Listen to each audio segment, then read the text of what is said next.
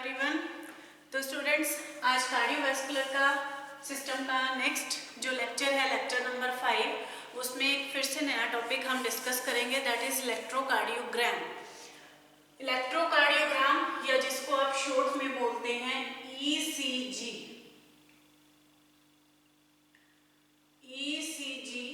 ECG आप लोगों ने नाम भी बहुत बार सुना होगा।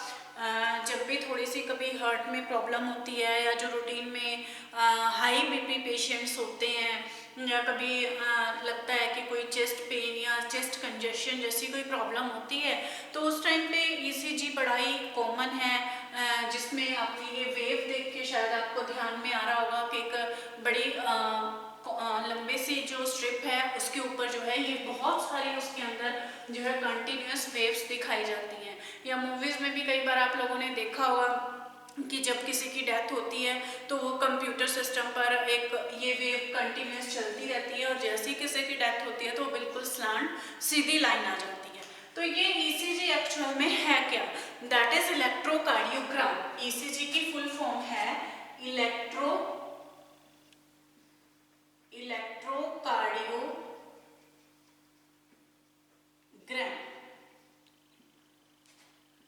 इलेक्ट्रोकार्डियोग्राम तो वो इंस्ट्रूमेंट है जिसके थ्रू हम ईसीजी करते हैं। हार्ट की जो ईसीजी करने का जो एक्चुअली जो ईसीजी है, इलेक्ट्रोकार्डियोग्राम ईसीजी इंस्ट्रूमेंट है, और इससे जो ये वेव आती है, जो ये ग्राफ आता है, उसमें आप कभी भी ध्यान से देखना कि जो वो स्ट्रिप है वो एक ग्राफिकल फॉर्म में होती है। ग्राफ पेपर इसके ऊपर यूज किया होता है, तो इसको हम बोलते हैं इलेक्ट्रोकार्डियोग्राफ। इलेक्ट्रोकार्डियोग्राफ इंस्ट्रूमेंट को इलेक्ट्रोकार्डियोग्राम बोलते हैं, और जो वो वेव है या जो ये वाली जो एक सिंगल वेव मैंने यहाँ डिपिक्ट की है, इसको हम बोलते हैं इलेक्ट्रोकार्डियोग्राफ। एक्चुअली जो अब ये वेव यहाँ क्या शो कर रही है, जो लास्ट हमने टॉपिक किया था वो हमने कवर किया था कार्डियक साइकिल। कार्डियक साइकिल का शायद यहाँ देख के कुछ याद आ रहा हो आप लोगों को कि कार्डियक साइकिल के मैंने आपको 3 फेजेस बताए थे। उसमें फर्स्ट फेज था उसके अंदर arterial systole and arterial diastole, arterial systole and arterial diastole. Second phase था उसमें वेंट्रिकुलर सिस्टोल और थर्ड फेज था वेंट्रिकुलर डायस्टोल। तो कुल मिलाकर जो एक ईसीजी है या जो एक इलेक्ट्रोकार्डियोग्राफ की जो एक सिंगल वेव है, वो एक कंप्लीट जो है कार्डियक साइकिल को डिपिक्ट करती है। यहाँ जो हमारा एक कंप्लीट कार्डियक साइकिल है, हम उस ईसीजी के थ्रू स्टडी कर सकते हैं। तो अब कुछ ईसीजी का शायद आप लोगों को मतलब समझ में आ गया होगा कि ईसीजी का क्या मतलब है। ईसीजी का जो मेनली मीनिंग होता है, जैसे सबसे पहले अगर कभी भी हार्ट से प्रॉब्लम है किसी को, तो सबसे पहले उसकी हार्ट बीट नोट की जाती है कि हार्ट बीट उसकी 72 मिनट्स पर सेकंड है या नहीं है, उसकी रिदम में है, कोई मरमरिंग साउंड तो नहीं है, और सेकंड उसका जो है ईसीजी किया जाता है। ईसीजी से हम ये फाइंड आउट कर सकते हैं कि जो हमारा कार्डियक साइकिल है या जो हमारा आर्टीरियल सिस्टम कॉन्ट्रैक्ट कर रहा है, जो हमारा वेंट्रिकुलर सिस्टम कॉन्ट्रैक्ट कर रहा है या रिलैक्स कर रहा है, वो अपने प्रॉपर रिदम से काम कर रहा है या नहीं, कि हमारा जो कार्डियक साइकिल है वो कितने टाइम में पूरा हो रहा है, कि कहीं अगर हार्ट के कॉन्ट्रैक्शन में, हार्ट के किसी चैम्बर के कॉन्ट्रैक्शन में प्रॉब्लम है, जिसका मतलब तो फिर उससे नेक्स्ट प्रॉब्लम आके जनरेट हो सकती है। तो ये फर्स्ट स्टेप है हमारे हार्ट की वर्किंग को चेक करने का या हमारे कार्डियक साइकिल को।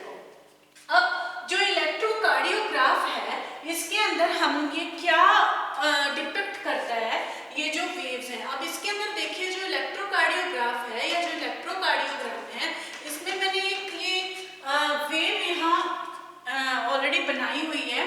इसके अंदर मैंने 4 टर्म्स हैं, देखो इसके अंदर 4 मैंने इसमें सिंबल्स डाले हैं, P, Q, R, S, T, 5 terms हैं इसके अंदर। अब इसमें सबसे पहले जो P है, P क्या डिपिक्ट करती है इसमें? P वेव जो है इसके अंदर ये डिपिक्ट करती है, जहां से ये P स्टार्टिंग से स्टार्ट करते हैं, जो फर्स्ट ये लाइन है, ये वाली लाइन है, ये क्या शो कर रही है? It shows the phase before the starting of the cardiac cycle, कि हमारा कार्डियक साइकिल यहाँ पहले स्टार्ट नहीं हुआ है। जो मैंने आपको फर्स्ट जो लास्ट लेक्चर में कार्डियक साइकिल में बताया था कि कार्डियक साइकिल शुरू होने से पहले क्या होता है कि जो हमारा एट्रियम है, दोनों एट्रिया हैं और जो दोनों वेंट्रिकल हैं वो रिलैक्सिंग स्टेज में होते हैं। रिलैक्सिंग मतलब डायस्टोलिक फॉर्म में होते हैं। तो यहाँ भी यही शो हो रहा है कि इसमें ये एट्रिया है, एट्रिया भी हमारा डायस्टोल की फॉर्म में है, एट्रिया भी हमारा रिलैक्स है और ये वेंट्रिकल का भी यहाँ पे रिलैक्सिंग फेज चल रहा है। तो इट इज द बिफोर, तो ये वाला जो फेज है it is the before starting, before the cardiac cycle. It is the phase before cardiac cycle. It is the phase before cardiac cycle. अब ये जो इसके अंदर ईसीजी का ये जो मैंने पूरा कंप्लीट डायग्राम बनाया है, आप इसको नोट कर लो अच्छे से। ये यहाँ मतलब आपका कार्डियक साइकिल स्टार्ट नहीं हुआ। देखो कार्डियक साइकिल मैंने यहाँ से स्टार्ट किया हुआ है, ये मैं बाद में आपको क्लियर करूंगी कि कैसे कार्डियक साइकिल को पूरा डिपिक्ट कर रहा है। तो सबसे पहले हमारी वर्किंग कहाँ से स्टार्ट हुई थी, इसको कार्डियक साइकिल से ही लिंक करते चलते हैं तो अपने आप समझ में आ जाएगी कि फर्स्ट फेज मैंने आपको क्या पढ़ाया था कि before the phase, early phase before the cardiac cycle, की कार्डियक साइकिल स्टार्ट होने से पहले दोनों आर्टेरियम और दोनों जो हमारे वेंट्रिकल्स हैं वो रिलैक्सिंग स्टेज में होंगे। तो यहाँ ये आर्टेरियल भी हमारा, ये आर्टेरियल डायस्टोल शो कर रहा है और ये वेंट्रिकुलर डायस्टोल शो कर रहा है। तो उस फेज में हमारे पास क्या होगा, दोनों के अंदर जो एट्रियम है एक तरफ से उसमें राइट इंफीरियर और सुपीरियर वेना केवा से राइट एट्रियम के अंदर डीऑक्सीजनेटेड ब्लड एंटर करेगा और दूसरी तरफ से जो 4 पल्मोनरी वेन्स हैं जो लेफ्ट एट्रियम के साथ कनेक्टेड है वहां से ऑक्सीजनेटेड ब्लड एंटर करेगा। अब उसमें दोनों हमारे जो है मिट्रल वॉल्व यानी ट्राइकस्पिड और बाइकस्पिड वॉल्व तो ओपन थे, तो ओपन होने की वजह से साथ के साथ वो वेंट्रिकल्स के अंदर भी ब्लड एंटर करना शुरू कर जाता था। यहाँ मैं दोबारा से पूरा कार्डियक साइकिल आपको रिपीट कर रही हूँ क्योंकि ये जो पूरा फेज है, ये जो पूरा इलेक्ट्रोकार्डियोग्राफ है, ये सारा कार्डियक साइकिल के साथ ही लिंक्ड है। और उसको मैं दोबारा से बार बार मैं हर लेक्चर में रिपीट करती हूँ कि कैसे इसमें ये हार्ट की वर्किंग हो रही है, क्योंकि सारे जो टॉपिक्स हैं हार्ट की वर्किंग से ही रिलेटेड है। लेकिन हर टॉपिक, जैसे साउंड का टॉपिक मैंने आपको पढ़ाया था तो उसमें था कि साउंड किस फेज में प्रोड्यूस हो रही है, इसमें मेरा पर्पज ये है उसको रिपीट करने का कि ये वेव्स कैसे आपके कार्डियक साइकिल से लिंक हो रही है। अब उसमें क्या था कि जैसे ब्लड दोनों सिस्टोल पोजीशन में आर्टेरियल और वेंट्रिकुलर सिस्टोल दोनों में एंटर कर गया, वेंट्रिकुलर डायस्टोल के टाइम पे आर्टेरियल और वेंट्रिकल्स दोनों के अंदर जो है ब्लड एंटर कर गया। और उस टाइम पे जो आपके वेंट्रिकल्स से मैंने आपको ये भी बताया था कि वेंट्रिकल्स की अराउंड 70 to 80% जो वेंट्रिकल्स हैं हमारे उसी टाइम पे फिल हो जाते हैं। 70 to 80% जो वेंट्रिकल्स है उसी टाइम पे फुल हो जाते हैं। बाकी वेंट्रिकल्स कब फिल हुए थे, जब आर्टेरियल सिस्टोल स्टार्ट हुआ था। तो अब आर्टेरियल सिस्टोल सेकेंड फेज आया हमारा, ये आर्टेरियल डायस्टोल हो गया, यहाँ से ये वेंट्रिकुलर डायस्टोल हो गया। आर्टेरियल सिस्टोल कब स्टार्ट हुआ, यहाँ से जो ये पी वेव, जैसे ही हमारे आर्टेरियल के अंदर जैसे ही ऐसे नोड ने पल्स जनरेट करनी शुरू की कि हाँ एट्रियम के अंदर भी प्रेशर इंक्रीज होना शुरू हो गया, प्रेशर इंक्रीज हुआ तो सेम पल्स जनरेट हुई, ऐसे नोड के टिश्यूज ने पल्स जनरेट की, इम्पल्स जनरेट की तो एट्रियम ने कॉन्ट्रैक्ट करना शुरू कर दिया। एट्रियम ने जैसे जैसे कॉन्ट्रैक्ट करना शुरू किया तो ये पी वेव आपकी यहाँ आपकी आर्टेरियल सिस्टोल को डिपिक्ट कर रही है। यहाँ पे आपके आर्टेरियल सिस्टोल यानी आपके जो एट्रियम है वो कॉन्ट्रैक्ट होने शुरू हो गए। ये आर्टेरियल सिस्टोल आपका कब तक चलता रहेगा, ये आर्टेरियल सिस्टोल आपका यहाँ तक, इस पॉइंट तक आपका ये आर्टेरियल सिस्टोल इसके अंदर शो होता है कि आर्टेरियल सिस्टोल आपका चलता रहा। आर्टेरियल जो है आपके यहाँ पे कॉन्ट्रैक्ट होने शुरू हो गए। जैसे ही आर्टेरियल कॉन्ट्रैक्ट हुए, लेकिन उस टाइम पे आपका क्या था, उस टाइम पे तो ये वेंट्रिकल्स तो आपके डायस्टोल पोजीशन में थे, वेंट्रिकल्स ऑब्वियसली तब भी आपके रिलैक्सिंग पोजीशन में होंगे। तो कुल मिला के यहाँ से लेकर यहाँ तक आपके वेंट्रिकल जो है डायस्टोल पोजीशन में रहे। अब जब आर्टेरियल कंट्रैक्शन स्टार्ट होने के बाद क्या होगा कि ब्लड कहाँ जाना शुरू हुआ, दोनों आपके जो वॉल्व थे वो तो ऑलरेडी ओपन थे, ब्लड वेंट्रिकल्स के अंदर जाना शुरू हुआ। ब्लड जैसे ही वेंट्रिकल्स के अंदर जाना शुरू हुआ तो वेंट्रिकल्स के अंदर प्रेशर इंक्रीज हो गया, प्रेशर इंक्रीज होने की वजह से क्या होगा, वेंट्रिकुलर सिस्टोल स्टार्ट होगा, हमारा सेकेंड फेज स्टार्ट होगा। तो यहाँ हमारे पास ये वेंट्रिकुलर सिस्टोल स्टार्ट हो गया। वेंट्रिकल सिस्टोल मतलब यहाँ पर वेंट्रिकल सिस्टोल स्टार्ट होना शुरू हो गया, वेंट्रिकल्स ने कॉन्ट्रैक्शन करनी शुरू कर दी। और जब ब्लड जो है एट्रियम से वेंट्रिकल के अंदर एंटर कर गया तो एट्रियम के अंदर तो प्रेशर रिड्यूस हो गया, तो एट्रियम ने दोबारा से रिलैक्स करना शुरू कर दिया, तो उसके अंदर प्रेशर कम हुआ, तो यहाँ फिर से आपका एट्रियम डायस्टोल शुरू हुआ। तो यहाँ क्यू वेव से आपका क्या शुरू हो गया, क्यू वेव से शुरू हो गया आपका ventricular systole. Q R S और टी वेव के स्टार्ट होने तक, टी वेव तक जो है आपका ये यहाँ तक वेंट्रिकुलर सिस्टोल रहेगा, वेंट्रिकल्स आपके कॉन्ट्रैक्शन रहेंगे। ये तो जो है आपकी स्टार्टिंग फेज है, क्यू आर एस तो जो है वो आपकी स्टार्टिंग फेज है।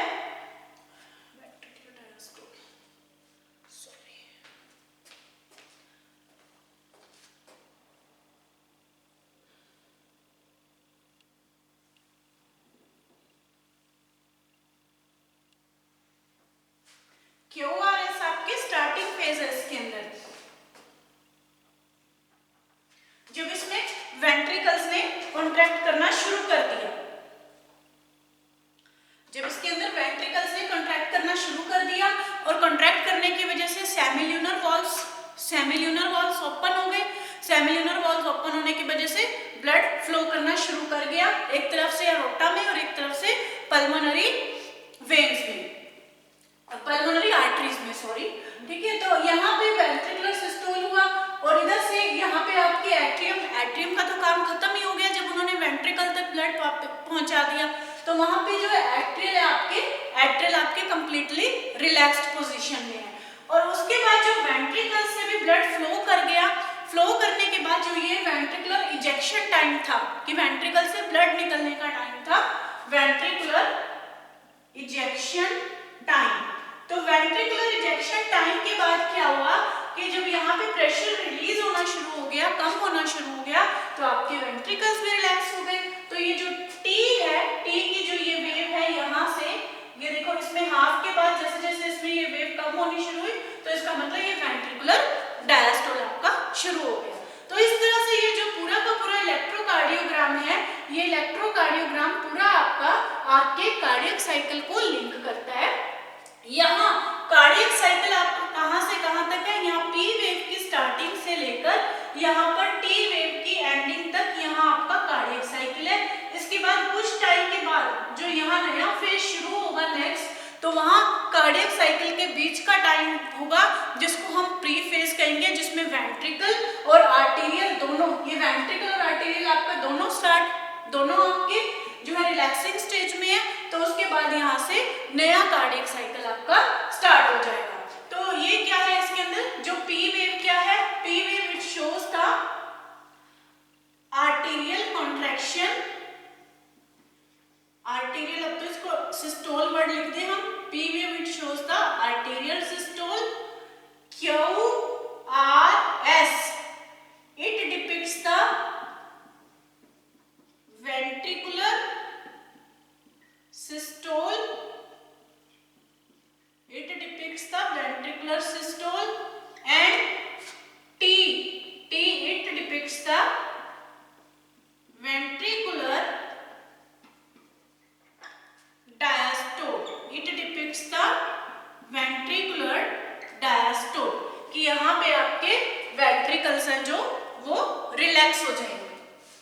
ये था हमारा ईसीजी का कंप्लीट टॉपिक, जिसको हम बोलते हैं इलेक्ट्रोकार्डियोग्राम या इलेक्ट्रोकार्डियोग्राफ। ईसीजी को स्टडी करके हम ये फाइंड आउट कर सकते हैं कि हमारे हार्ट के अंदर क्या प्रॉब्लम है, हमारे हार्ट क्या एग्जैक्टली प्रॉब्लम तो नहीं हम इसमें फाइंड आउट कर सकते, हम उसमें ये फाइंड आउट कर सकते हैं कि क्या हमारा जो कार्डियक साइकिल है वो प्रॉपर वर्किंग कर रहा है, क्या हमारा जो ये आर्टेरियल सिस्टोल, आर्टेरियल डायस्टोल है या जो वेंट्रिकुलर डायस्टोल है, ये एक रिदमिक वे में फॉलो अप हो रहा है, क्या वो उसको इतना ही टाइम लग रहा है कि 0.8 सेकंड के अंदर ही हमारी हार्ट बीट कंप्लीट हो रही है, कि एक कार्डियक साइकिल कंप्लीट हो रहा है। अगर इसके अंदर कहीं भी किसी वेव के अंदर कोई प्रॉब्लम है ग्राफ के अकॉर्डिंग, तो हम ये जज कर सकते हैं कि हमारे कार्डियक साइकिल में कुछ प्रॉब्लम है, हमारे हार्ट की जो फंक्शनिंग प्रॉपर नहीं है, या हमारे हार्ट का जो कॉन्ट्रैक्शन रिलैक्सेशन है या ब्लड को फ्लो करने का सिस्टम है उसमें कुछ प्रॉब्लम है। तो this is the one of the most common technique to find out कि whether our heart is working in the proper way, whether our cardiac cycle is in the normal way और not, तो उससे हम electrocardiogram से find out कर सकते हैं। तो ये इलेक्ट्रोकार्डियोग्राम यहाँ कंप्लीट है। इसके साथ यहाँ नेक्स्ट टॉपिक मैं कंटिन्यू करती हूँ, वो छोटा सा टॉपिक है वो भी, that is the blood pressure. इसको नोट कर लो, इस वेव को आप लोग, ये वेव पूरी की पूरी एक इलेक्ट्रोकार्डियोग्राम को यहाँ डिनोट करती है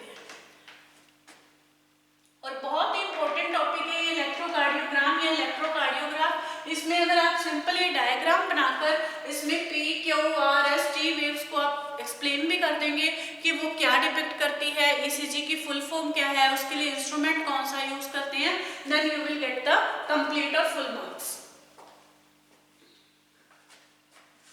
इसके बाद नेक्स्ट जो टॉपिक कंटिन्यू करते हैं दैट इज ब्लड प्रेशर।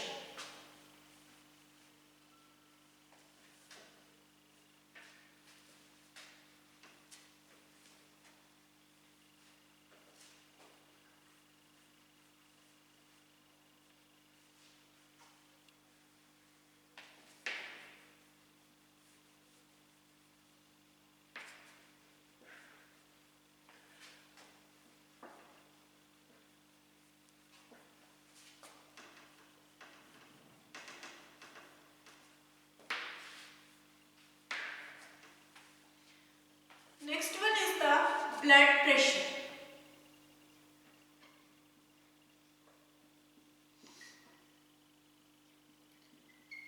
जिसको हम बोलते हैं BP।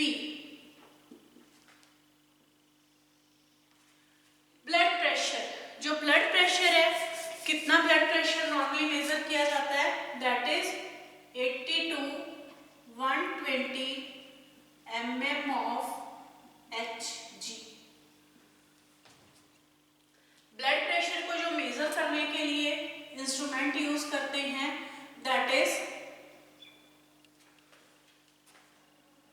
बीपी एपरेटस और स्फिग्मोमैनोमीटर, जिसको हम बीपी एपरेटस बोलते हैं और साइंटिफिक टर्म में हम इसको क्या बोलते हैं, और स्फिग्मो SPHYGMO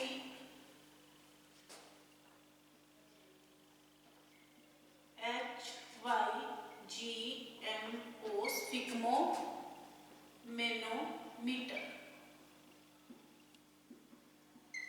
एग्जाम में ये क्वेश्चन बहुत बार पूछा जाता है, वाइवा वॉइस में भी पूछा जाता है कि what is the which of the type of the instrument is used to measure the blood pressure, that is the sphygmo. Routine में हम लोग बीपी एपरेटस बोल देते हैं, बीपी एपरेटस इसका सही आंसर नहीं है, इसका सही आंसर है स्फिग्मोमैनोमीटर। तो इसकी स्पेलिंग भी आपकी एग्जैक्ट होनी चाहिए। नॉर्मल जो रेंज है बीपी की that is 80 to 120 mm of Hg।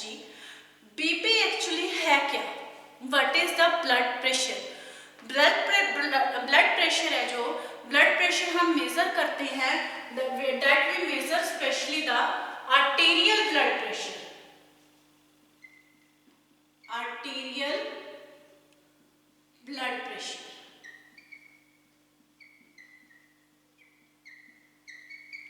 हम, जो हमारा आर्टेरियल ब्लड प्रेशर है, आर्टरीज के अंदर जो हमारा ब्लड प्रेशर है हम उसको मेजर करते हैं।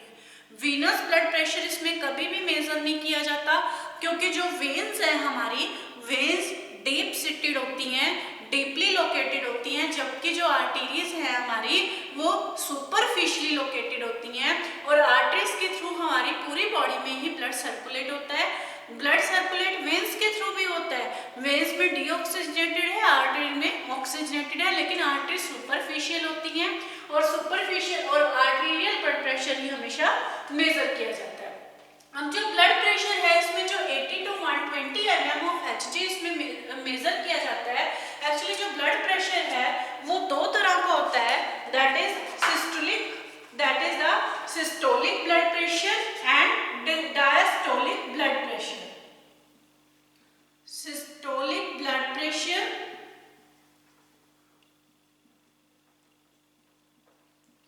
and diastolic blood pressure.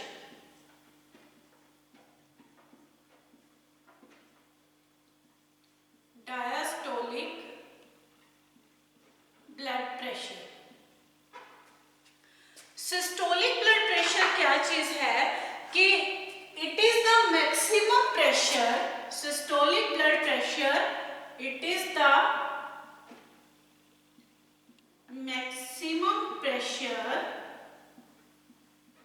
which is exerted on arteries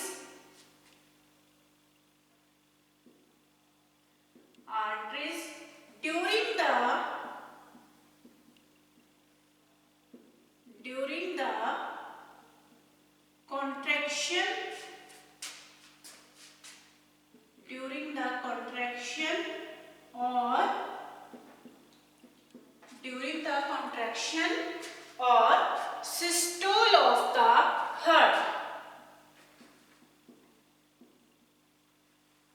Contraction or systole of the heart.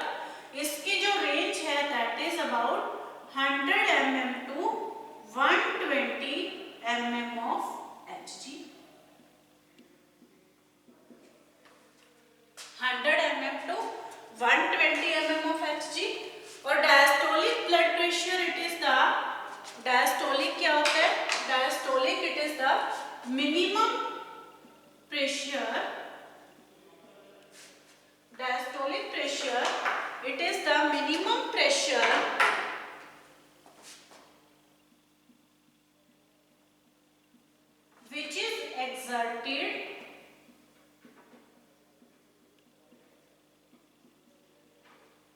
which is exerted during the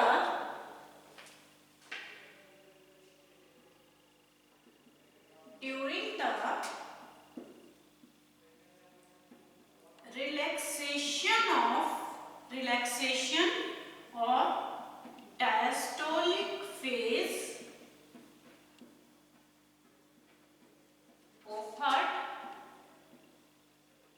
इसकी जो रेंज है that is 60 to 80 mm of Hg. plus 20 plus minus 20 plus minus 20. अगर pressure systolic blood pressure से ज्यादा है, अगर 120 से pressure ज्यादा है तो उसको हम बोलेंगे हाइपरटेंसिव या हाइपरटेंशन. और अगर इससे कम है यानी हाई बीपी, और इसको हम बोलेंगे लो BP, that is the hypotensive patients.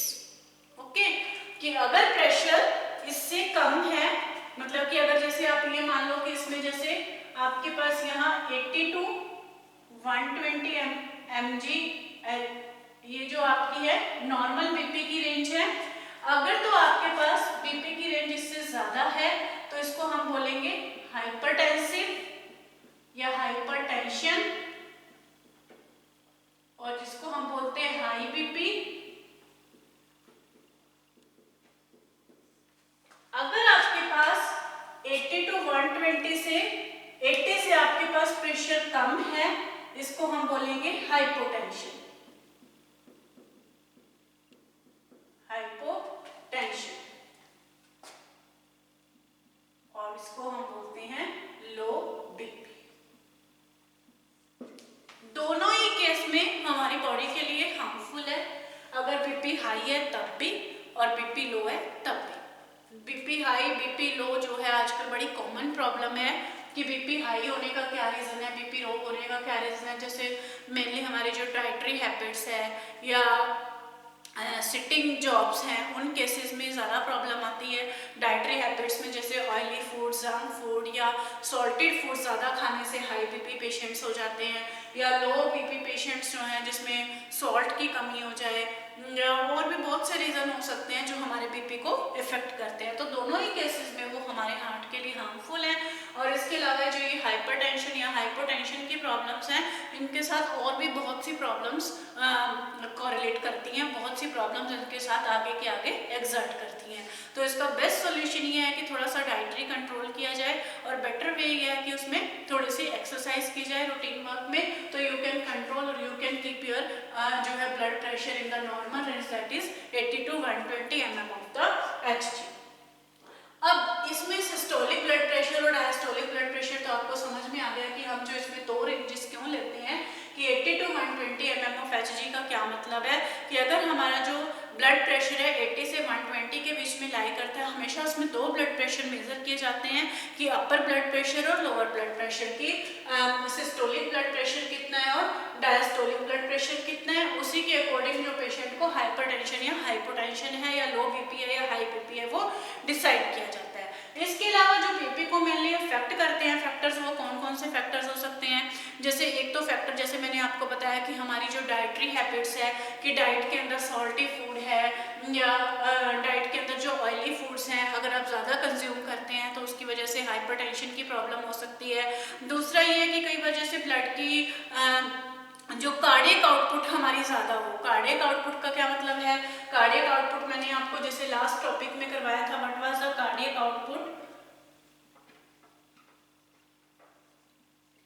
Cardiac output कितनी थी हमारी, that was the stroke volume, stroke volume into heartbeat. Heartbeat हमारी 72 थी, स्ट्रोक वॉल्यूम उसमें हमने 70 लिया था, 70 into 72 दैट इज अबाउट हमारे पास 5 लीटर के करीब आया था। कि अगर जो हमारा हार्ट है वो 1 मिनट के अंदर 5 लीटर के अराउंड जो ब्लड है उसको सर्कुलेट करते हैं।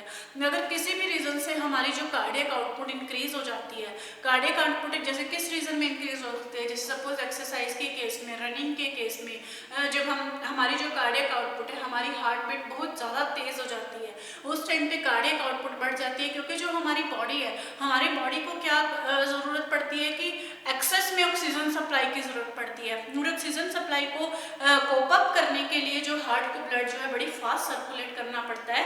तो कार्डियक आउटपुट इंक्रीज करने की वजह से भी जो है हमारा जो बीपी फ्लक्चुएट हो सकता है, डाइटरी हैबिट की वजह से हो सकता है। अगर किसी रीजन की वजह से ब्लड की जो विस्कोसिटी है, ब्लड की विस्कोसिटी इंक्रीज हो जाए, एक रीजन वो भी हो सकता है।